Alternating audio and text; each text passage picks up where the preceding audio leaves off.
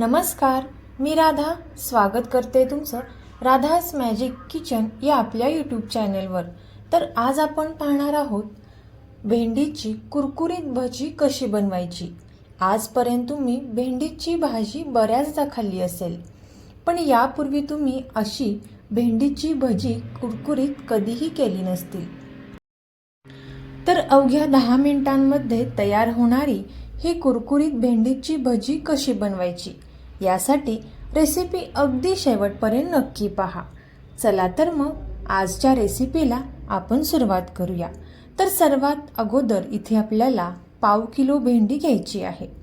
आता ही भेंडी आपण इथे स्वच्छ पाण्याने 1-2 वेळा चांगली धुवून घ्यायची आहे।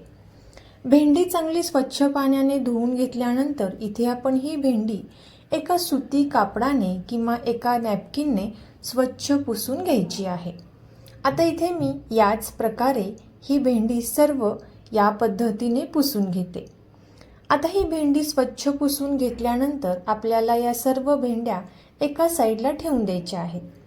आता ही भेंडी आपण चिरून घेणार आहोत। व्हिडिओत दाखवल्याप्रमाणे इथे आपल्याला ही भेंडी चिरून घ्यायची आहे आणि याचे भेंडीचे असे उभे काप आपल्याला करून घ्यायचे आहेत। शक्यतो भेंडी इथे आपल्याला कोवळी आणि थोडीशी लांबट आकाराची वापरायची आहे। आता याच प्रकारे इथे मी बाकीच्या सुद्धा सर्व भेंड्या या लांबट आकारामध्ये चिरून घेते।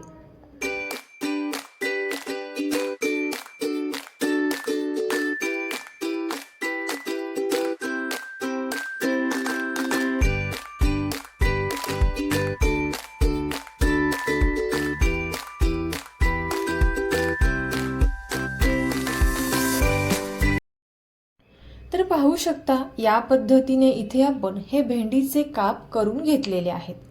आता हे जे भेंडीचे काप आहेत ते आपल्याला एका बाउलमध्ये काढून घ्यायचे आहेत। इथे आपल्याला एक मोठा बाउल वापरायचा आहे किंवा एक पसरट बाउल वापरला तरी सुद्धा चालेल, कारण भेंडीचे काप इथे आपल्याला हे तुटून द्यायचे नाहीत। अख्खे असे उभे काप भेंडीचे इथे आपल्याला ठेवायचे आहेत। आता यामध्ये आपल्याला काही मसाले घालून घ्यायचे आहेत। सुरुवातीला इथे मी 1-2 चमचा लाल मिरची पावडर घातलेली आहे, एक अर्धा चमचा धने पावडर घातलेली आहे, अगदी चिमूटभर अशी हळद आपण यामध्ये घातलेली आहे, एक अर्धा चमचा ओवा इथे आपल्याला हातावरती चोळून यामध्ये घालायचा आहे। आता ओवा घातल्यानंतर चवीनुसार मीठ यामध्ये घालून घ्यायचं आहे।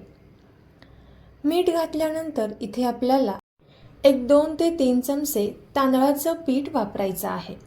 आता तांदळाचं पीठ घातल्यानंतर यामध्ये आपल्याला गरजेनुसार बेसन पीठचा वापर करायचा आहे।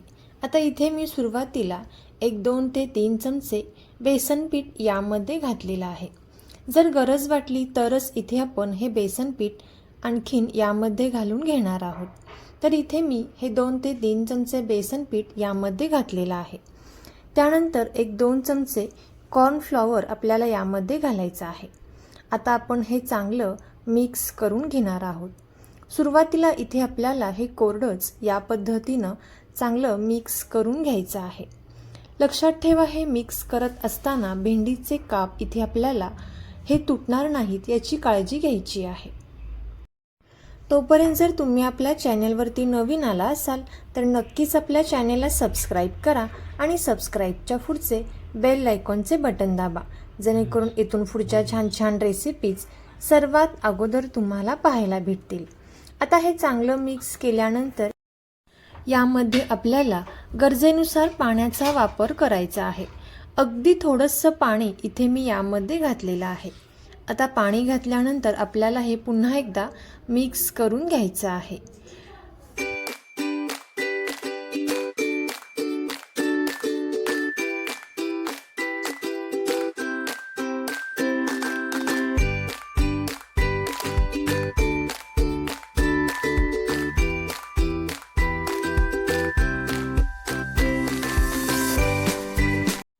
तर पाहू शकता इथे आपण हे थोडंसं पाणी घालून मिक्स केल्यानंतर या पद्धतीचं हे इथं भेंडीचं हे मिश्रण तयार झालेलं आहे। आता एका साईडला गॅसवरती कढईमध्ये तेल छान गरम करण्यासाठी ठेवायचं आहे। तेल गरम झाल्यानंतरच हे भेंडीचे काप आपल्याला या प्रकारे या तेलामध्ये सोडायचे आहेत. लक्षात ठेवा, तेल इथे आपल्याला खूप जास्त कडकडीत गरम करून घ्यायचे नाही आणि जोपर्यंत तेलावरचे बुडबुडे कमी होत नाहीत तोपर्यंत याला चमचा किंवा झारा लावायचा नाही. आणि इथे आपण मंद आचेवरती दोन्हीही साईडने छान असे तळून घेणार आहोत. तर पाहू शकता, मस्त अशी कुरकुरीत भेंडीची भजी इथे तयार झालेली आहेत.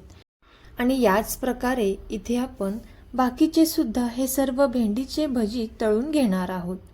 तर तुम्ही सुद्धा याच पद्धतीने ही भेंडीची भजी नक्की ट्राय करून पहा आणि कशी झाली ती कमेंट करून नक्की सांगा. तुम्हाला जर ही रेसिपी आवडली असेल तर नक्कीच आपले मित्रमैत्रिणी आणि नातेवाईकांसोबत शेअर करा. चॅनेलवरती नवीन आला असाल तर नक्कीच चॅनेलला सबस्क्राईब करा आणि सबस्क्राईबच्या पुढचे बेल आयकॉनचे बटन दाबा, जेणेकरून इथून पुढच्या छान छान रेसिपीज सर्वात अगोदर तुम्हाला पाहायला भेटतील.